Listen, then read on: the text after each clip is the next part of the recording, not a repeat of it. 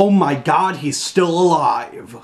Hey there friends, it's me Peter, back from an extended absence that I honestly didn't intend to last that long. I apologize my friends, I usually take a little break around January or February from vlogging, but this year it ended up being longer than I anticipated for a multitude of reasons. Basically work kept me busy, I was hanging out with some people, and I also had a really nasty cold a couple weeks ago that made me literally feel like death. But I'm now recovered and ready to share some more stories with you. That's right, my friends. Today is yet another version of Peter's Story Time. Now, I actually owe you two of these, since I did not film one for February and I haven't filmed one for March yet. So, this week and next week, you will be getting back-to-back Peter's Story Times. Hope you're all excited for them, because I certainly am. So what do you say we start off with a story from my high school that happened in February? February was generally kind of a slow time for New Trier. Nothing really all that exciting was happening. If you were a junior, you were right in the middle of junior theme, but we don't want to talk about that because that brings back horribly traumatizing memories. If you really want to know what it was a long-winded research project that took forever to do, and it caused a lot of stress. But I finished it and I survived, but that's not what we're talking about today. No, today we're going to be talking about a major fundraiser that New Trier seniors host every single year. I, of course, am referring to the annual Winter Carnival. I want to say Winter Carnival started sometime in the early to mid-90s. It started as a fundraiser for the senior class project, which is to build a home for Habitat for Humanity.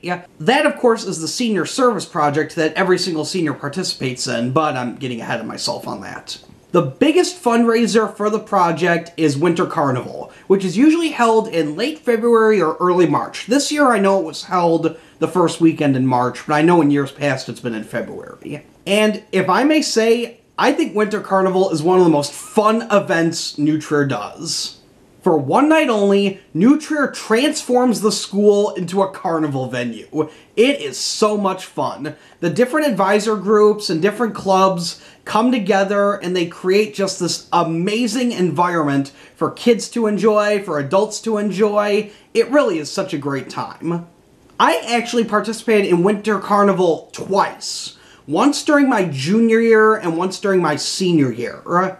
My first experience with Winter Carnival was during my junior year, where I was a member of the Hellenic Club. Now, I don't know if we'd done a carnival booth before that year or not. All I remember is our advisor, Mrs. Gallinopoulos, telling us that we were going to be having a booth that year.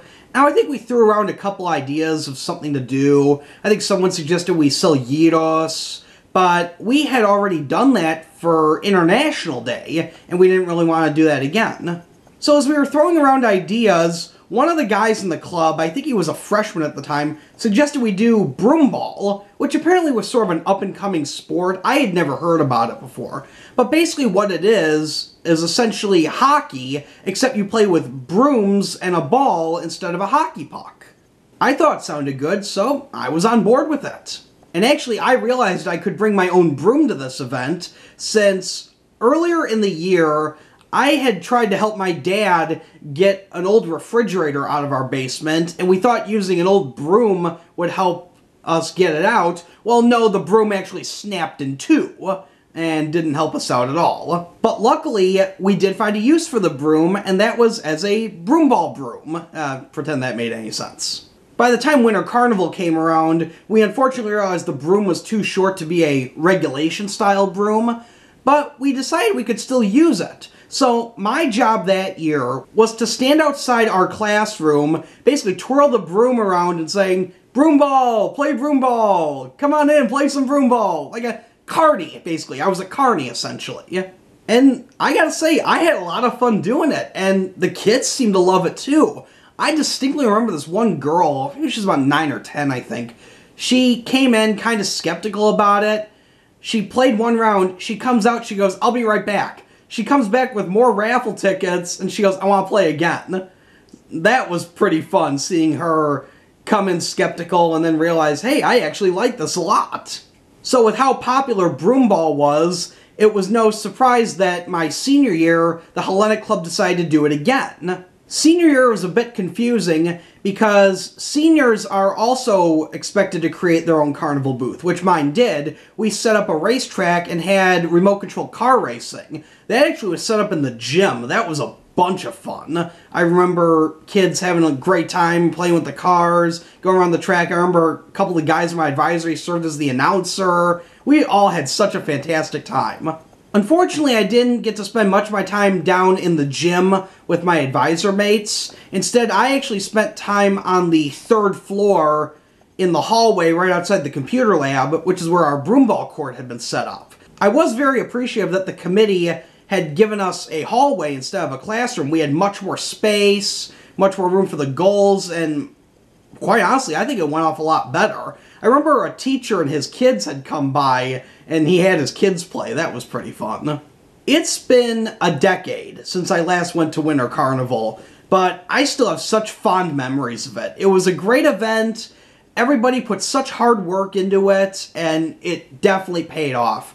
I can't remember how much money our class ended up raising for the Habitat Project, but I do know we ended up raising a lot of money. Yeah. But I'll bet you're thinking, Peter, don't you want to learn more about the Habitat Project and why we do it? Well, I'd be more than happy to tell you. But you'll have to wait for next time. Thanks for watching this edition of Peter's Storytime, my friends. If you enjoyed it, be sure to give it a thumbs up. If you'd like to see more videos of my story time, simply click that subscribe button down below. And tune in next week when I tell you all about the Senior Habitat for Humanity project. Until then, this is Peter saying see you later.